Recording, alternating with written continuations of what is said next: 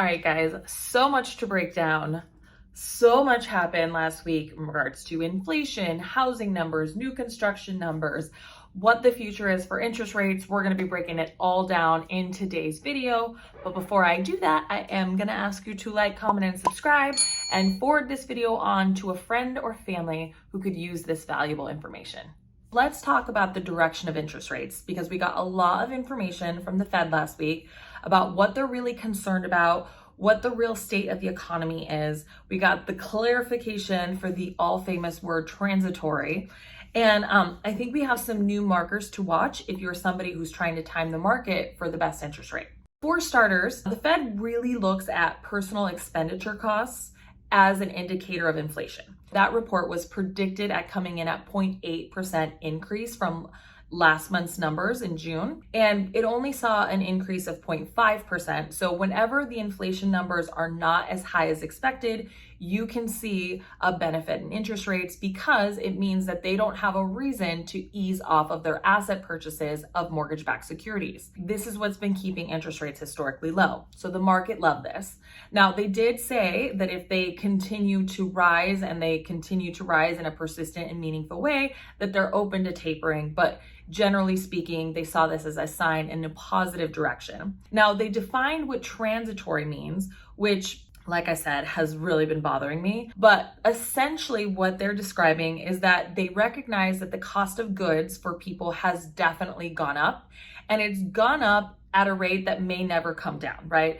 And this is a result of having, limited supply chain, limited labor force, and a bottleneck in terms of goods. Definitely costs have gone up. We may never see them go down, but we're not seeing them continually to rise at the same rate that they've risen, right? So inflation is the continual growth, and we're just seeing a price bump. So this is why they're not as concerned with the cost of goods and how much they've risen. Now, they did say that their main focus, though, is on the jobs, right? Low unemployment numbers or lowering unemployment numbers and new job creations.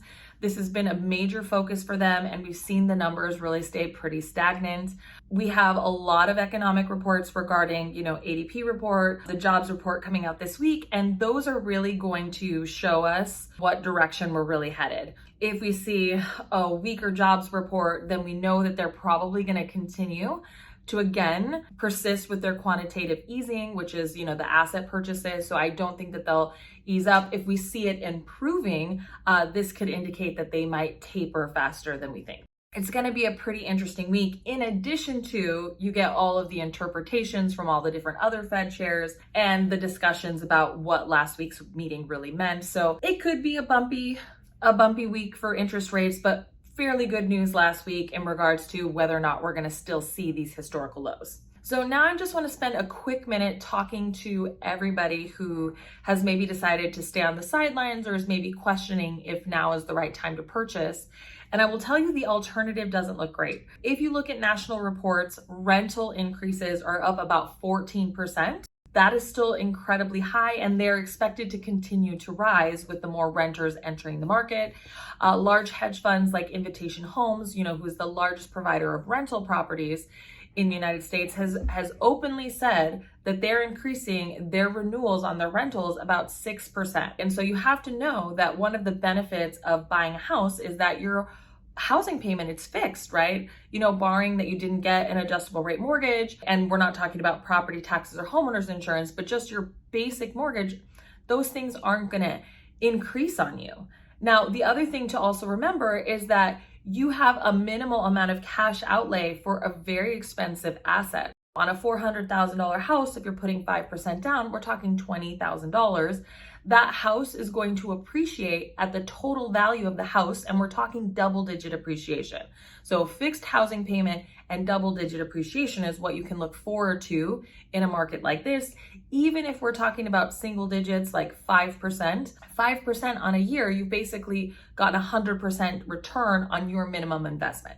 So you just have to look at real estate, at what the opportunity cost would be to you with a very, rapidly increasing rental market. Now that I've said that, I've said my 2 cents. You guys can make up your own minds. It is a tough time right now, just in general.